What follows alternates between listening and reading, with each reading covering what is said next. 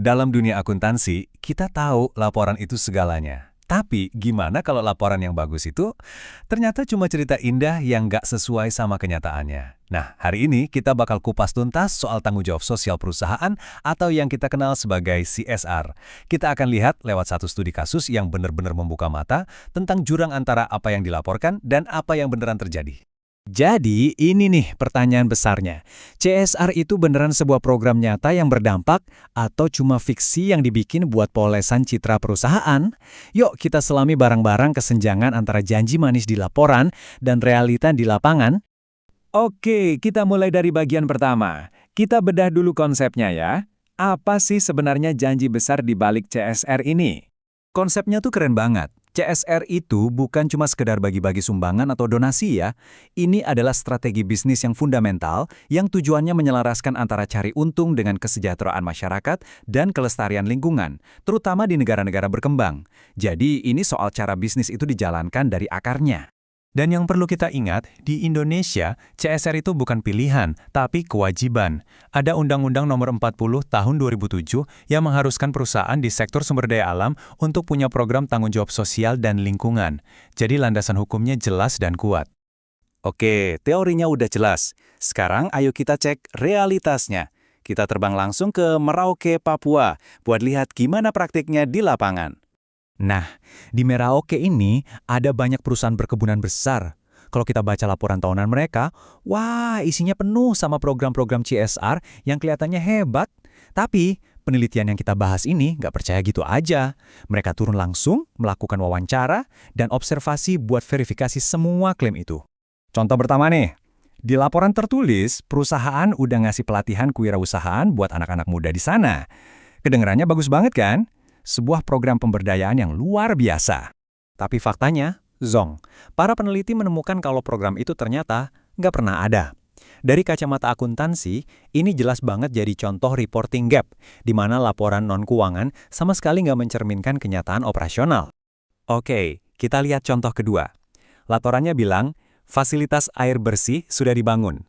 Ini kan kebutuhan dasar banget ya, program CSR yang dampaknya pasti besar. Dan ternyata fasilitasnya memang ada, dibangun, tapi cuma buat sesi foto dan dokumentasi. Setelah itu, dibiarkan rusak, nggak berfungsi, dan nggak ada pemeliharaan sama sekali.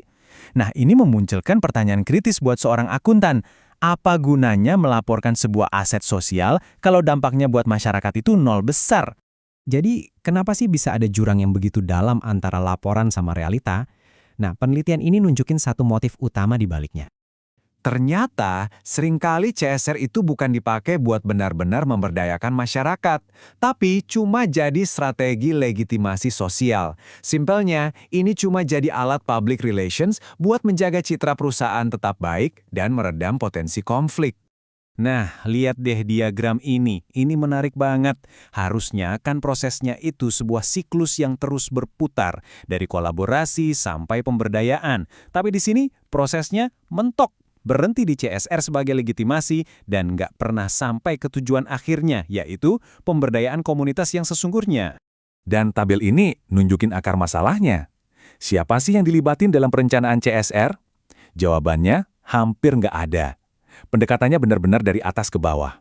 Orang-orang yang paling kena dampak dari operasi perusahaan, perempuan, pemuda, petani, suara mereka hampir nggak didengar sama sekali. Tapi jangan salahin perusahaannya doang, masalah ini lebih besar dari itu. Ini juga soal kegagalan sistemik, kegagalan tata kelola. Studi ini menemukan adanya kekosongan aturan main di tingkat lokal. Nggak ada perda atau perbub yang spesifik buat nuntun CSR. Instansi pemerintah jalan sendiri-sendiri, nggak ada koordinasi. Dan yang paling parah, nggak ada mekanisme pengawasan publik. Ini jelas menciptakan surga bagi perusahaan untuk beroperasi tanpa kontrol yang berarti. Terus gimana solusinya? Nah, enaknya, penelitian ini nggak cuma mengkritik, tapi juga ngasih jalan keluar yang sangat konkret. Solusinya adalah reformulasi kebijakan secara total. Jadi, idenya adalah menggeser CSR dari yang tadinya cuma urusan internal perusahaan menjadi bagian yang tidak terpisahkan dari kebijakan pembangunan daerah, kolaboratif dan inklusif. Ada 4 langkah kunci. Pertama, bikin regulasi yang mengikat dan partisipatif. Kedua, masukkan program CSR ke dalam Rencana Pembangunan Jangka Menengah Daerah atau RPJMD. Ketiga, bangun sistem koordinasi yang efektif antar pihak. Dan terakhir, kembangkan indikator evaluasi yang relevan dengan kondisi lokal. 4 langkah ini kalau dijalankan bisa menciptakan sistem yang akuntabel dan transparan. Nah, buat kalian nih, para calon akuntan dan pemimpin bisnis masa depan, ini poin yang paling penting. Peran kalian nanti bukan lagi cuma ngurusin angka di laporan keuangan, tapi lebih dari itu, kalian harus memvalidasi dampak nyata di lapangan. Kalian yang harus berani bertanya, oke, laporan bilang dana sekian dipakai buat bangun fasilitas. Mana fasilitasnya? Berfungsi nggak? Inilah inti dari sustainability accounting atau akuntansi keberlanjutan. Jadi, pertanyaannya kembali ke kita semua. Kalau cerita di laporan nggak sesuai dengan data di lapangan, siapa yang bertanggung jawab untuk menuntut perubahan? Sebagai akuntan dan pemimpin masa depan, mungkin jawabannya dimulai dari kalian.